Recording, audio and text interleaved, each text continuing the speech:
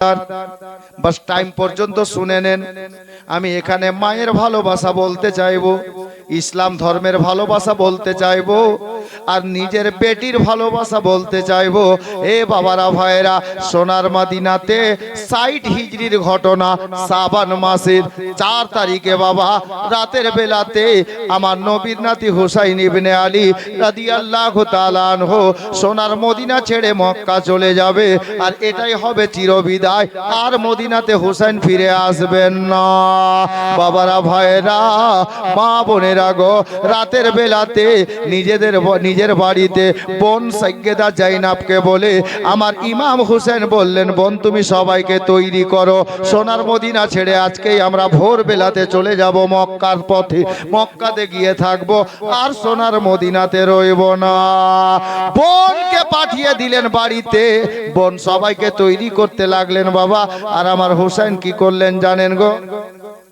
হুসাইন বেরিয়ে গেলেন বাবা নিজের নানা জানের রওজা মোবারকে হাজরি লাগাতে, আমার মায়ার নবীকে সালাম জানাতে আল্লাহর নবীর রওজা মোবারকায় গেলেন। গভীর রাতের কথা রে বাবা, কেউ মদিনাতে জেগে নাই, সব ঘুমিয়ে পড়েছে ঘুমের বিছানাতে। আমার হুসাইন প্রবেশ করলেন, আমার নবীর চৌকাটে আকাদ্দাসে দাঁড়ালেন, নবী পাকের রওজা মোবারকে দাঁড়ালেন, আমার মায়ার নবীকে সালাম জানালেন, আসসালাতু আসসালামু আলাইকা ইয়া রাসূলুল্লাহ, ইয়া হাবিবাল্লাহ। নানা গো, আপনার নাতি হুসাইনের শেষ সালামটা কবুল করেন ইয়া রাসূলুল্লাহ। আপনার নাতি হুসাইন আজকে সোনার মদিনা ছেড়ে চলে যাবে মক্কাতে। নবী গো, আপনার নাতির সালামটা কবুল করেন হুজুর। যদি ফিরে আসি আবার দেখা হবে, নইলে কাল হাসরের ময়দানে দেখা হবে ইয়া রাসূলুল্লাহ, ইয়া হাবিবাল্লাহ। নানা জান, তবে আমি হুসাইন ওয়াদা করে যাচ্ছি, ইসলামকে বাঁচাতে গিয়ে যদি বেটার কুরবানি দিতে হয়, আমি হুসাইন বেটার কুরবানি দেব। যদি ভাতিজার কুরবানি দিতে হয়, ভাতিজার জবানি লুটিয়ে দেব। আব্বাস সালাম বারদার ভাইয়ের মতো ভাইয়ের যদি বাজু কাটিয়ে দিতে হয়, আমি হুসাইন ভাইয়ের বাজু কাটিয়ে দেব। আর তাতেও যদি না হয়, ৬ মাসের বেটার কুরবানি দেব, ইসলাম ধর্মকে বাঁচাবো। এতেও যদি না হয়, আমি হুসাইন নিজের গলা কাটিয়ে ইসলাম বাঁচাবো। এত ইসলামকে ভালোবাসে আমার হুসাইন। নবীর রওজার জালি ধরে কাঁদছেন আর বলছেন, ইয়া রাসূলুল্লাহ আমি যাচ্ছি, আমাকে বিদায় দেন। হাজী সাহেব গো, হাজী সাহেবরা খেয়াল করেন, বর্তমানে তখনও এটাই ছিল, এখন তো ঘিরা আছে, তখন ঘিরা ছিল না। আমার হুসাইন চোখের পানি মুছতে মুছতে রওজা মোবারক থেকে বাবুস সালাম গেট দিয়ে বেরোলেন। বাবুস সালাম গেট দিয়ে বেরিয়ে বাবা দাঁড়ালেন। সামনে ১ থেকে ১৫০ মিটার দূরত্ব, ১ থেকে ১৫০ মিটার দূরে পৃথিবীর সব চাইতে অতি উত্তম কবরস্থান, পৃথিবীর সব চাইতে অতি উত্তম কবরস্থান, যে কবরস্থানের নাম কিতাবে লেখা আছে জান্নাতুল বাকি। ওই কবরস্থানের দিকে নজর। গভীর রাত, বাবারা, জওয়ান ভাইরা গো, আমার হুসাইন ইবনে আলী রাদিয়াল্লাহু তাআলা আনহু যেমনই রওজা মোবারক থেকে বেরোলেন, ওই কবরস্থানের দিকে হুসাইনের নজর গেল। আর হুসাইনের পা বাড়ির দিকে এগোচ্ছে না বাবা। বলবেন কেন হুজুর?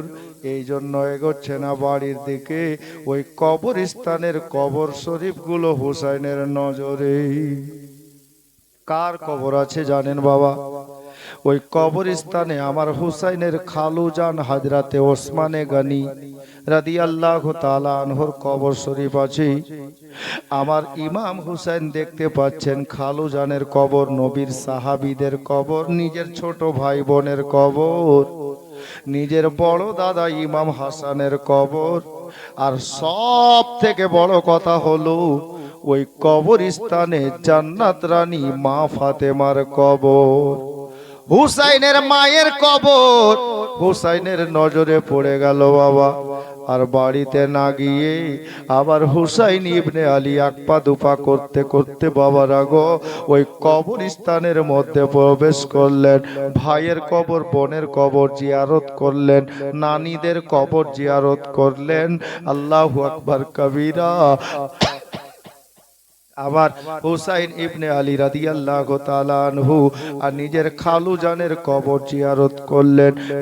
প্রায় 10,000 চাইতে বেশি সাহাবীর কবর কবরস্থানে আছে। ওই কবরস্থানে বাবা সাহাবীদের কবর যত ছিল জিয়ারত করলেন। আর জিয়ারত করার পরে আমার হুসাইন ইবনে আলী একটা কবরের কাছে গিয়ে দাঁড়ালেন। ওটা অন্য কোনো কবর নয় গো, আমার হুসাইনের আপন বড় দাদার কবর। ইমাম হাসান মুজতাবা রাদিয়াল্লাহু তাআলা আনহু ওনার কবর শরীফের কাছে দাঁড়িয়ে কাঁদছেন আর ডাক দিচ্ছেন, ওগো দাদা জান, আপনার ভাই হুসাইনের সালামখানা কবুল করেন দাদা। আপনি আম্মা জানের কবরের পাশে আরাম করছেন কবরে, আপনার ভাই হুসাইন যে একা হয়ে গেছে দাদা, আপনার হুসাইনের সালাম কবুল করেন দাদা গো। আজকে আপনার ভাই হুসাইন সোনার মদিনা ছেড়ে মক্কা চলে যাবে দাদা, একটু আপনার ভাইয়ের সালামটা কবুল করেন দাদা গো। আমরা দুই ভাই একসঙ্গে মায়ের কোলে বসে খানা খেতাম, একসঙ্গে আব্বার কাছে যেতাম, একসঙ্গে নানা জানের দরবারে যেতাম। আমরা বড় হয়ে গিয়ে আমরা দুই ভাই একসাথে মসজিদে নামাজ পড়তে যেতাম, একসাথে জুমা পড়তে যেতাম, রোজার মাসে একসঙ্গে তারাবি পড়তাম, একসঙ্গে রোজা খুলতাম, আমরা ইফতার করতাম। ওগো দাদা জান, ওগো আমার দাদা জান, আপনার ভাই হুসাইন আজ বড়ই একা হয়ে গেছে দাদা, আপনার ভাইয়ের সালাম কবুল করেন। যদি বেঁচে থাকি আবার দেখা হবে, নইলে কাল হাসরের ময়দানে দেখা হবে। এই বলে দাদাকে সালাম জানিয়ে বাবা মা জননীর কবরের পাশে চলে গেলেন। পাশেই ছিল আম্মাজান ফাতেমার কবর। মা বোনেরা গো, আবার হুসাইন ইবনে আলী যেমনই মায়ের কবরের পায়ের কাছে গিয়ে দাঁড়ালেন, আর আবার হুসাইনের চোখ দিয়ে ঝরঝর করে অশ্রু বেরোচ্ছে বাবা। মা বলে ডাকছেন, আম্মা গো, ও গো আম্মা জান, আপনার বেটা হুসাইনের সালাম কবুল করেন আম্মা। আর মদিনাতে থাকতে পেলাম না আম্মা, এ মদিনা ছেড়ে চলে যাব আজকে মক্কা শহরে। আম্মা গো, আপনি আমাদেরকে ছোট্টবেলায় রেখে কবরে শায়িতা হয়েছেন আম্মা, আপনাকে আমরা হারিয়েছি আম্মা গো। কিন্তু আম্মা জান গো, এ মদিনাতে আমরা প্রত্যেক দিন আপনার কবরের কাছে এসে সালাম জানাতাম আপনাকে, আপনার জিয়ারত করে যেতাম কবর শরীফের পাশে দাঁড়িয়ে আম্মা। আর আপনার বেটা হুসাইন আপনার কবরে এসে আপনাকে সালাম জানাবে না। ওগো আম্মা জান, বড় মনে পড়ে মা, রাতের বেলাতে ছোট্ট বেলাতে সন্ধ্যার সময় বলেছিলাম, মা আমরা কালকে ঈদের নামাজে যাব, নতুন জামা আমাদেরকে চাই। আমাদের বাবা গরিব মানুষ বলে আমাদের বাবা আমাদেরকে নতুন জামা কিনে দিতে পেরেছিলেন না। আম্মা গো, আপনি আমাদের দুই ভাইকে সান্ত্বনা দিয়ে বিছানাতে ঘুম পাড়িয়ে দিয়ে সারা রাত আল্লাহর কাছে কেঁদে কেঁদে আল্লাহকে রাজি করিয়ে আমাদের দুই ভাইয়ের জন্য জান্নাত থেকে জামা মাঙিয়ে দিয়েছিলেন। আম্মা গো, আপনি চলে গেছেন আম্মা, কোনো কথা ভুলিনি গো মা। আজকে আপনার বেটা এই মদিনা ছেড়ে চলে যাবে, আপনার বেটার শেষ সালাম খানা কবুল করেন। এ বেরাদার, যারা বলে নবী মরে মাটিতে মিশিয়ে গেছে, নবী তো দূরের কথা, ফাতেমার কথা শুনেন বাপ। নবীর বেটি ফাতেমা, হযরতে নবীর বেটি ফাতেমা কবরের পাশে দাঁড়িয়ে নবীর নাতি হুসাইন মাকে ডাক দিয়ে কাঁদছেন আর বলছেন, যেমন ফাতেমার ছেলে ফাতেমাকে ডাক দিচ্ছেন আর কাঁদছেন, বাবা আল্লাহর রহমত হলো, আল্লাহর দয়া হলো, ফাতেমার কবর থেকে আওয়াজ ভাসতে লাগলো। এ বাবা, জওয়ান ভাইয়েরা, যারা মাকে কষ্ট দাও, দুঃখ দাও, শোনো, ফাতেমার আওয়াজ, ফাতেমার কবর থেকে আওয়াজ ভাসতে লাগলো। কি আওয়াজ ভাসছে জানেন?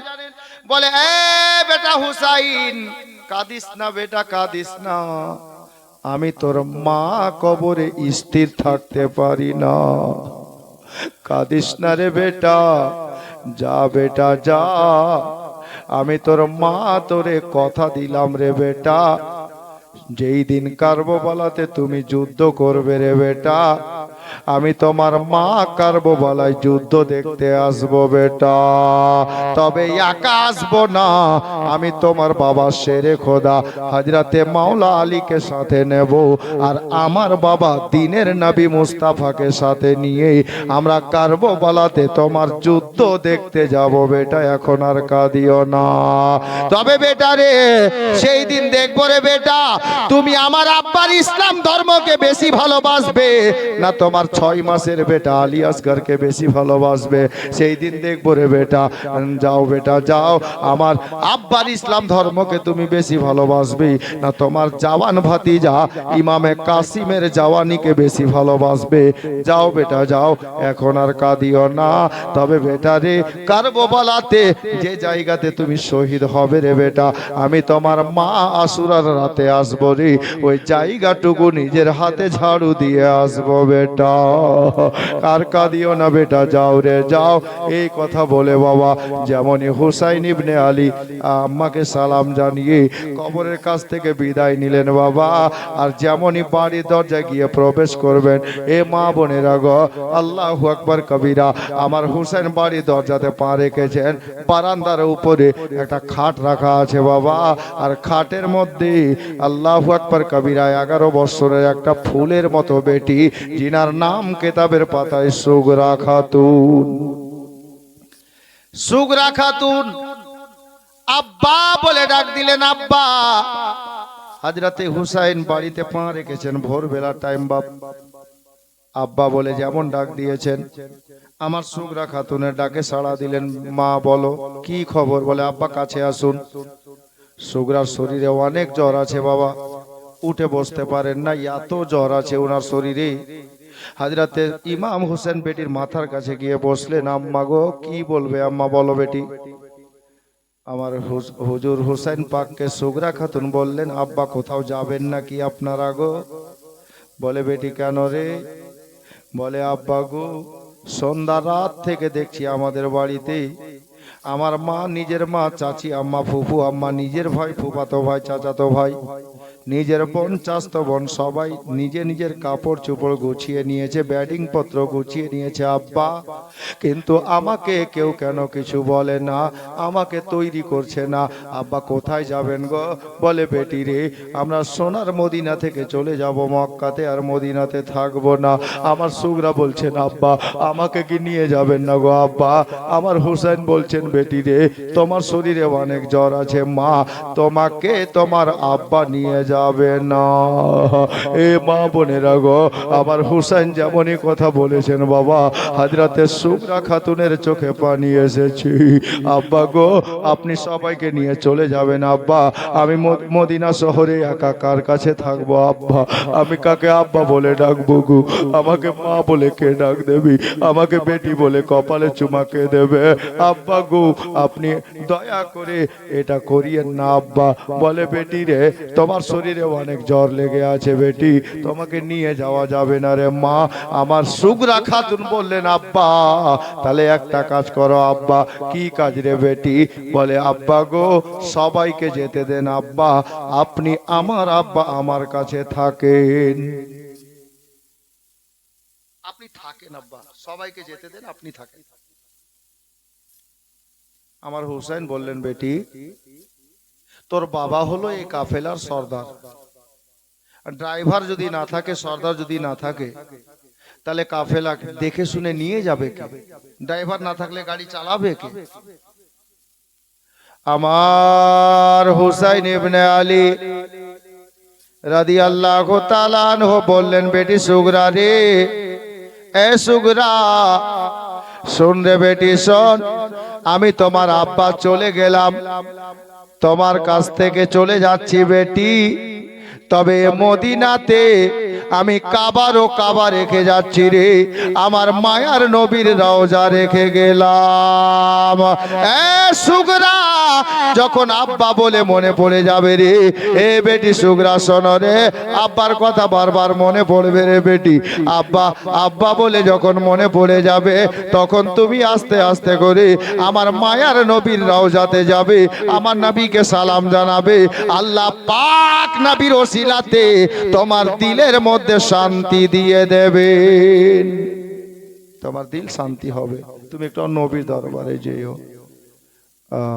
ঠিক আছে আব্বা। তাহলে আর একটা কথা। কি কথা বেটি? বলে আপনি যাচ্ছেন যান, সবাইকে নিয়ে যান, তবে আমার জনম দুঃখিনী মাকে রেখে যান। মা বোনেরা, আজ থেকে 14 বছর আগে একটা গজল লিখেছিলাম আমি, অনেক বক্তা পড়ে, জি আমার নিজের লেখা একটা গজল 14 বছর আগে লিখেছিলাম। কি জানেন? আরে বলি আমি এ মাহফিলে নবীর হাদিস শুনো না, আমার নবী বলেন মায়ের মনে ব্যথা দিও না রে, নবী বলেন মায়ের মনে ব্যথা দিও না। ও গো 10 মাস 10 দিন ধরে ও রে রইলি মায়ের পেটের ভিতরে, তোমায় গর্ভে রেখে মা দরদি, গর্ভে রেখে মা দরদি সইলেন কত যন্ত্রণা। আমার নবী বলেন মায়ের মনে ব্যথা দিও না রে, নবী বলেন মায়ের মনে ব্যথা দিও না। ও গো সন্তানের লাগিয়া যে মা ভিজা জায়গায় শুয়ে রাত কাটায়, ও গো ছেলের তরে মা দরদি, ছেলের তরে মা দরদি সিনা করে বিছানা। আমার নবী বলেন মায়ের মনে ব্যথা দিও না রে, নবী বলেন মায়ের মনে ব্যথা দিও না। বলি আমি এ মাহফিলে নবীর হাদিস শুনো না, আমার নবী বলেন মায়ের মনে ব্যথা দিও না রে, নবী বলেন মায়ের মনে ব্যথা দিও না। বাবারা, আমার হুসাইনের বেটি সুগরা বললেন আব্বা আপনি সবাইকে নিয়ে যান গো, আমার গর্ভধারিণী মা জনম দুঃখিনী মাকে রেখে যান। আমার হুসাইন বললেন বেটি কেন রে?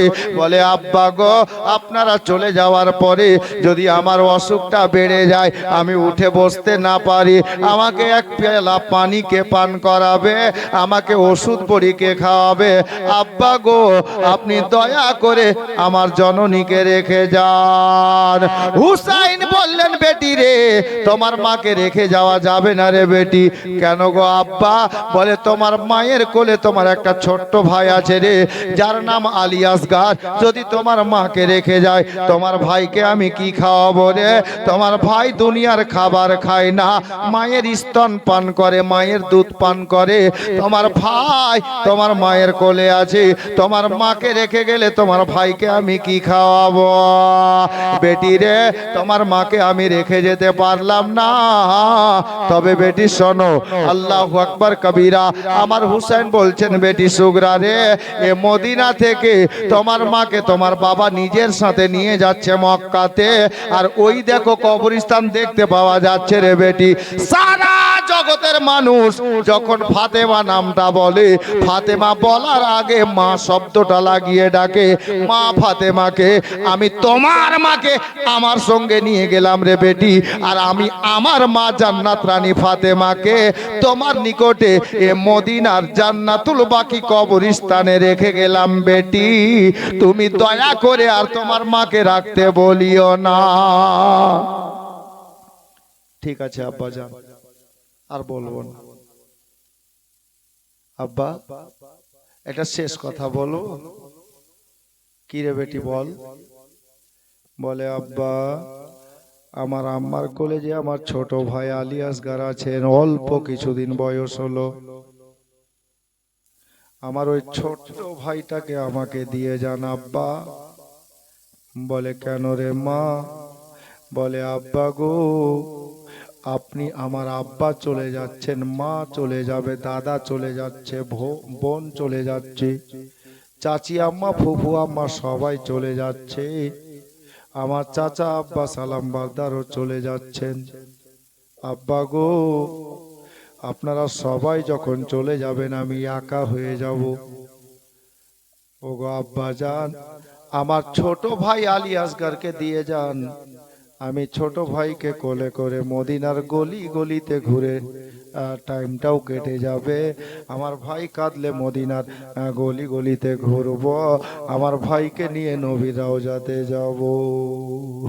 আমার হুসেন বললেন, বেটি কথা তো ভালো, রেখে চলে যেতাম রে মা, কিন্তু সেটাও হলো না। বলে আব্বা কেন গো? বলে বেটি একটাই কারণ, তোমার ভাই দুনিয়ার খাবার খায় না, তোমার ভাইকে রেখে গেলে তুমি কি খাওয়াবে? এ বেরাদার, আবার সুগরা রাদিয়াল্লাহু তাআলা আনহা উনি বললেন, আব্বা ঠিক আছে, আমার ভাইটাকেও আমার কাছে রেখে যাবেন না।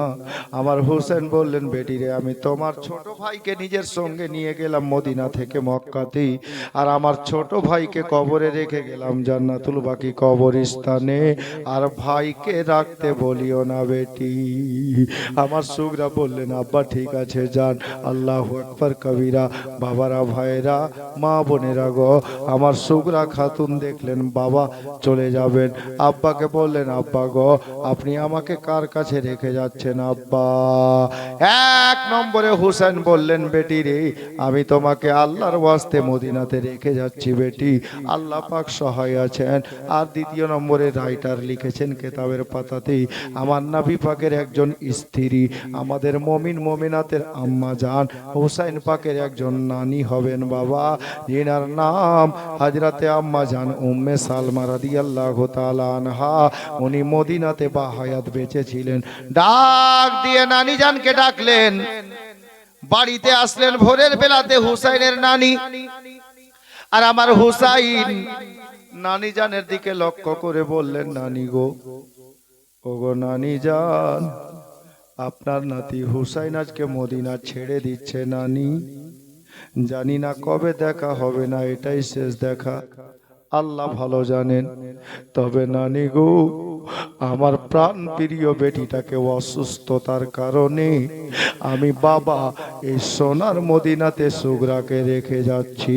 নানি জান, আমি আমার বেটিটাকে আপনার হাতে সঁপে দিলাম নানি, আপনি নিজের আঁচলের ছায়া তলে রাখিয়েন। এ বাবারা, ভাইরা, আমার হোসাইন এবার নানি জানকে বলে, বেটিকে বলে, নিজের পরিবার বর্গকে সাথে করে বাবা বাড়ি থেকে নিয়ে বেরিয়ে গেলেন। সুগরা খাতুন খাটে শুয়ে শুয়ে তাকাচ্ছেন, আব্বা চলে যাচ্ছে, আম্মা চলে যাচ্ছে। এ বিরাদার, বাবারা, ভাইরা গো, হাজরাতে সুগরা খাতুন দেখছেন রে বাবা, আমার হোসেন বাড়ি থেকে বেরিয়ে অল্প কটা কদম আগানোর পরে আমার নবী পাকের সাবজে গুম্বাদে খাজরার দিকে নজরটা তুলেছেন, আর হুসাইনের চোখ দিয়ে ঝরঝর ঝরঝর করে অশ্রু বইছে, আর আমার মায়ার নবীকে ডাক দিয়ে বলছেন, ইয়া রাসূলুল্লাহ, আপনার নাতি হুসাইন চলে গেল নানা জান, বড় আশা ছিল মদিনাতে জীবন কাটাবো, কিন্তু মদিনাতে থাকতে পেলাম না হুজুর, আমি বাধ্য হয়ে মদিনা ছেড়ে দিচ্ছি হুজুর, মজবুরি চলে এসছে হুজুর গো, আমি হুসাইন চলে যাচ্ছি, দোয়া করবেন নানা জান। এই বলে হুসাইন বাবা আগে বাড়তে লাগলেন। মা বোনেরা, অল্প কটা কদম আগে গেছেন, আর কাফেলা এখনো দেখতে পাওয়া যাচ্ছে। সুগরা খাতুন খাটে শুয়েছিলেন। এ মা বোনেরা, বাবা চলে গেল, মা চলে গেল, ভাই চলে গেল, বোন চলে গেল, দাদা চলে গেল, চাচি আম্মা ফুফু আম্মা চাচা চলে গেলেন, সুগরা বড় একা হয়ে গেলেন। সুগরা খাতুন তাকিয়ে দেখতে দেখতে থাকতে পারলেন না। ওই খাটে শুয়ে শুয়ে আমার সুগরা খাতুন একবার চিৎকার করে মা বলে কেঁদে উঠে গেলেন। মা বোনেরা, হযরতে সুগরা মা বলে কেঁদে উঠেছেন। কান্নার শব্দখানা কত দূর গেল জানা নাই, তবে ওই মা বলে কান্নার শব্দখানা আমার হুসাইনের বিবি হযরতে সহারবানু সুগরা খাতুনের মায়ের কান পর্যন্ত বাবা পৌঁছে গেছে। এখানে থাকতে দেন বাবা, দুটা লাইন শোনেন। জি, সুগরা কাঁদলেন কেন? ছন্দে কবি বলেছেন, জানি না কে লিখেছেন, তবে বড় ভালো লিখেছেন। কে ইমাম হোসেন মক্কা শহর হলেন রাওয়ানা, মদিনা থেকে মক্কা রওয়ানা হলেন, যার জন্য শায়ের লিখেছেন ইমাম হোসেন মক্কা শহর হলেন রাওয়ানা, প্রাণের বেটি সুগরাকে ইমাম সঙ্গে নিলেন না। ইমাম হোসেন মক্কা শহর হলেন রাওয়ানা। ইমাম হোসেন রওজা পাকে হইলেন হাজির, হইলেন হাজির, বুকে প্রাণে নিয়ে ব্যথা দেন নবীকে খবর, নবীকে খবর। ও গো নানা এই মদিনাতে আর রইতে পেলাম না। ইমাম হোসেন মক্কা শহর হলেন রাওয়ানা। হুসাইন মদিনা ছাড়লেন কিভাবে? শের দেখেন, একটা ছন্দে কবি বলেছেন, মায়ের কবর ভাইয়ের কবর রইল মদিনায়, রইল মদিনায়। চোখ মেলিয়ে তাকিয়ে দেখেন সকলের কবর, সকলের কবর। জিয়ারত করে এলেন ফিরে, জিয়ারত করে এলেন ফিরে, আর দেখা হলো না। ইমাম হোসেন মক্কা শহর হলেন রাওয়ানা। ওই যে সুগরা কাঁদছিলেন, শেষ ছন্দ শুনেন বাবা। কেন্দে বলেন সুগরা খাতুন, হাই কি হইল আমায়, কি হইল আমায়। ও গো খোদা কেন আসুক দিলে গো আমায়, দিলে গো আমায়। আমি কেমন করে বাপ মা ছেড়ে, কেমন করে বাপ মা ছেড়ে একা রইব মদিনায়। ইমাম হোসেন মক্কা শহর হলেন রওয়ানা। বেরাদার হযরতে গিরামি মুআজ্জাজ ও মোহতারাম, তাবারুক দেবে। ওদের টাইম কাটিয়ে গেছে মাত্র কয়েক মিনিট, ঘড়ি দেখে আমার হিসাবে 2.5 মিনিট। জি, তুমি কি চালাবো ভাই? মাইক। খুব আশিক ছেলেরা আছে, জি, মোহাব্বতী ছেলেরা আছে।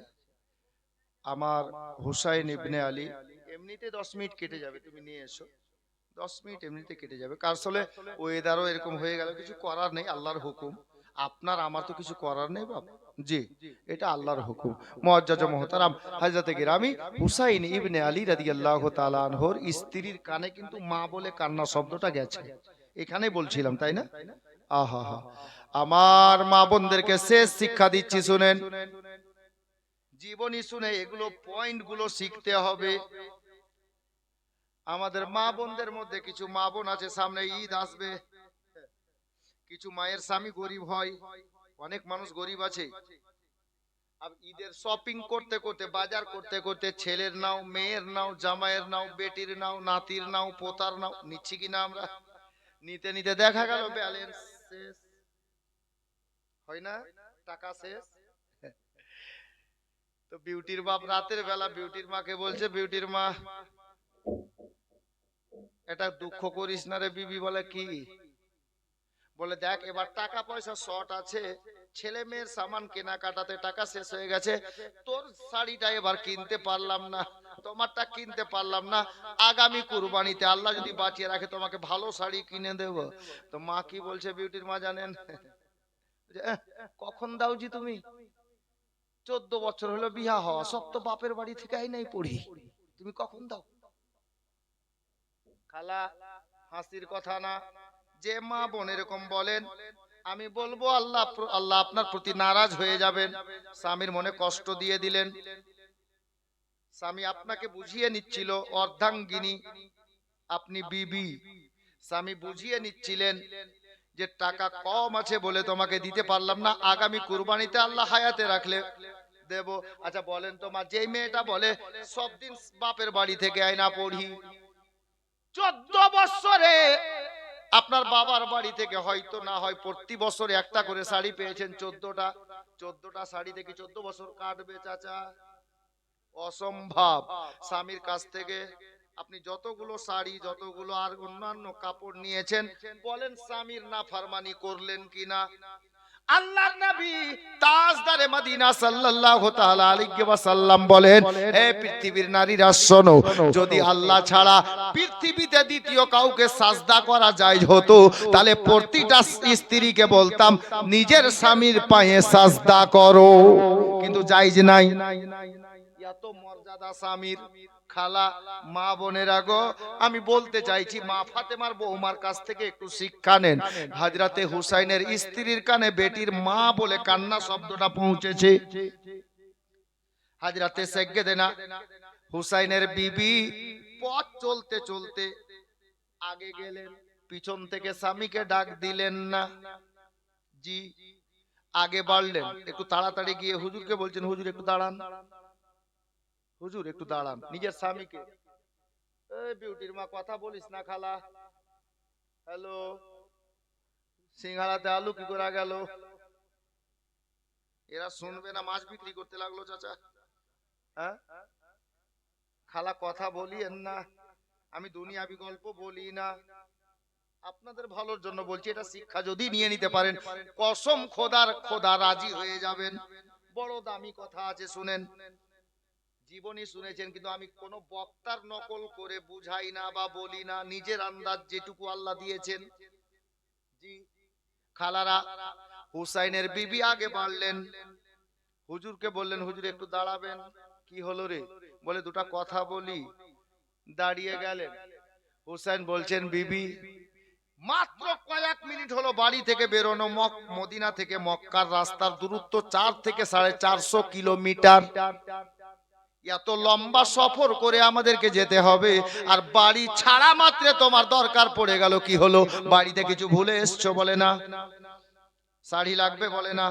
গাড়ি লাগবে বলে তাও না, টাকা পয়সা সোনা চাঁদি হীরামানি মুক্তা কিছু লাগবে বলে না, বাবার কথা মনে পড়েছে বলে না, বাবার বাড়ি যাবে বলে না, কি লাগবে রে হাজরাতে গেরামি মা বোনেরা, আমার মা ফাতেমার বৌমা হাজরাতে হুসাইনের বিবি নিজের স্বামীকে বলছেন হুজুর বাড়ি গাড়ি টাকা কড়ি সোনা চাঁদি লাগবে না, খাবার লাগবে না, আপনার কাছে একটু সময় চাইছি। সময় চাইছে খালা, আদব দেখেন স্বামীর কাছে কথা বলার।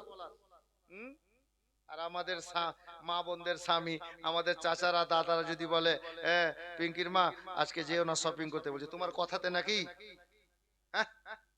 আমি আজকে যাব। অনেক মেয়ে আছে স্বামীর সঙ্গে মুখ বাজায়, তর্ক করে। খালা কান খুলে শুনেন, শিখে নেন এখানে, বাস এটা বলে দিয়ে শেষ করে দিচ্ছি আমি। হাজরাতে হুসাইন বলছে হ্যাঁ রে সময়, কোথায় যাবে কি করবি? আমার হুসাইনের বিবি বলছেন হুজুর আমি যেমন তেমন লোকের বেটি না, বড় কথা শুনেন, আমি যেমন তেমন লোকের বেটি নয় গো, আমার আব্বা হলো ইরান দেশের বাদশাহ, ইরান দেশের বাদশার বেটি হুসাইনের বিবি বলে হুজুর জীবনে যদি কোনোদিন 3 টাইম খানা বাড়িতে হয়নি আপনাকে কিছু বলিনি, শাড়ি চিরে গেছে, একটাই শাড়িকে 6 জায়গায় চিরে গেছে, তালি দিয়ে পড়েছি, কোনোদিন শাড়ির কথা বলিনি। কেন বলিনি হুজুর জানেন? যে আমার বাবা ইরান দেশের শের হতে পারে, কিন্তু আমার শ্বশুর আব্বা হলো খোদার শের, শেরে খোদা। আমার মা ইরান দেশের বাদশার রানী হতে পারে, আমার শাশুড়ি মা হলো জান্নাত রানী ফাতেমা। হুজুর আমি সব কথা ভুলে গেছি, আমি যেই লোকটার স্ত্রী হতে পেরেছি আমার স্বামী হলো জান্নাতি নওজওয়ানদের বাদশাহ, আমি সব কিছু ভুলে গেছি যে আমি আপনার মতো লোকের বিবি হতে পেরেছি। হুজুর কিছু লাগবে না, আমি আমি তো একজন মা গো, যেই মেয়েটাকে 10 মাস 10 দিন পেটে ধারণ করেছি ওই মেয়েটাকে জ্বরের অবস্থায় একা রেখে মক্কা চলে যাচ্ছি হুজুর। এই পর্যন্ত আসা আমার বেটি সুগরা খাতুন মা বলে কেঁদে উঠেছে, যদি আপনার অনুমতি পাওয়া যায় তাহলে একটু সময় দিলে আমি ওই বেটিটাকে একবার আর দেখতে যেতাম। আর আমাদের জওয়ান ভাইরা যদি নিজের বিবিকে বলে মায়ের বাড়ি 15 দিন যাবি না, তাহলে কি বলবে জানেন? বলে স্বামী গো 15 দিন তো দূরের কথা, আমি 6 দিনের মাথায় যেতে না পেলে বাড়িতেই থাকবো না। কিছু মা আছে, কিছু বোন আছে, মা ক্ষমা চাইছি, গাল দিচ্ছি না, বুঝাচ্ছি। আমার হুসাইনের বিবি বললেন হুজুর আপনার অনুমতি পেলে বেটিটাকে একটু দেখতে যেতাম, নিজেরই বেটি, অন্য কেউ নয়। হুসাইন বললেন বিবি রে যাবি তো যা, তবে দেরি করিস না, আমি অনুমতি দিলাম, যা তাড়াতাড়ি যা, তাড়াতাড়ি আই।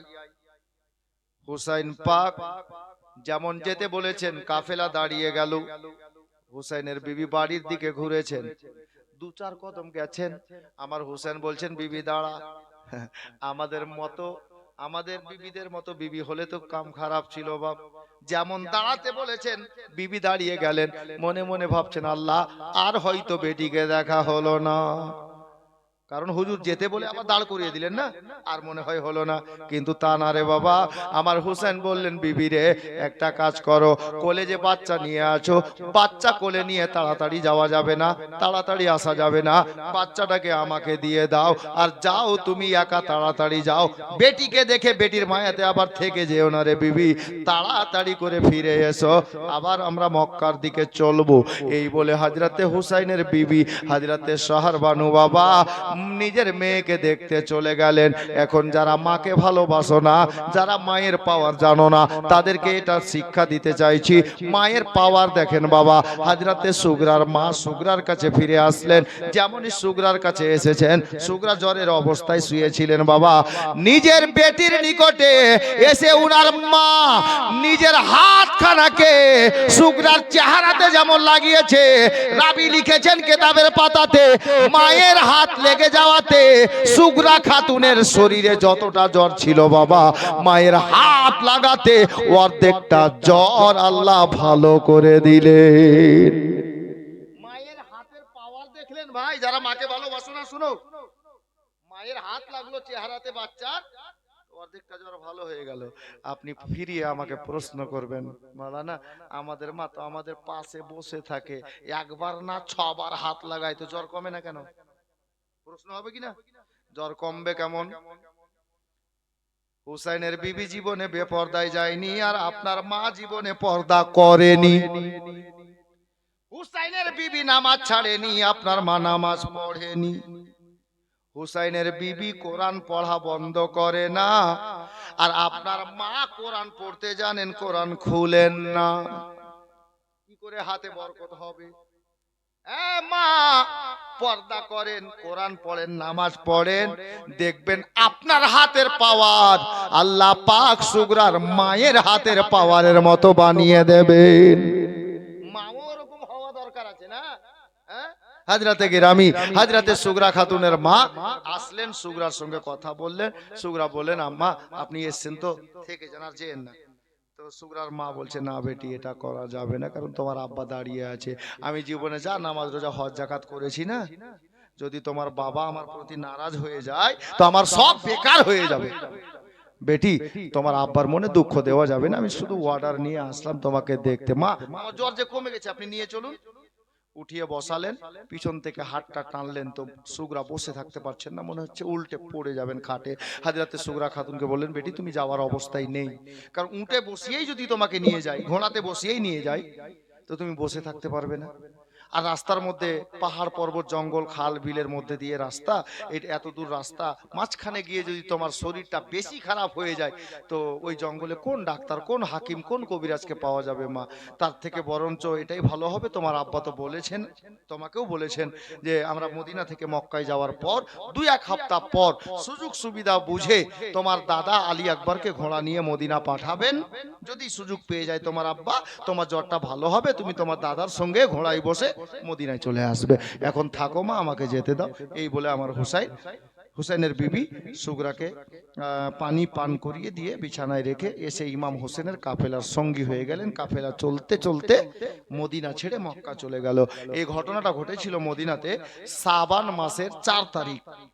শাবান মাস কোনটা জানেন? যেই মাসে হালুয়া রুটি করি, জি, রোজার আগের মাসটা, এটা হলো শাবান মাস। শাবান মাসের 4 তারিখে 60 হিজরিতে আমার হুসাইন মদিনা ছেড়ে চলে গেলেন মক্কাতে। রাস্তা অতিক্রম করতে করতে বেটিকে নিলেন না, এর মধ্যে অনেক রাত ছিল বাপ, এক তো অসুস্থ, দ্বিতীয়ত হযরতে হুসাইন নিজের সিলসিলা রেখে গেলেন। কিয়ামত পর্যন্ত হযরতে সুগরার গর্ভ থেকে যত বাচ্চা আসবে সব হুসাইনি হবে, আর হুসাইনি আওলাদ দুনিয়াতে জিন্দা থাকবে। এটাও একটা কারণ ছিল বাপ। এটা অনেক বড় রাজ, আল্লাহ এবং আল্লাহ রাসূল বেহতার জানেন। মুআজ্জাজ ও মুহতারাম, আমি আজকে আপনাদেরকে এইটুকু বুঝাতে চাইছিলাম, মা স্বামীর সেবা করেন, স্বামীর মনে দুঃখ দিয়েন না, আল্লাহর নবী খুশি হবেন, মা ফাতেমা খুশি হবেন, আল্লাহ রাজি হয়ে যাবেন।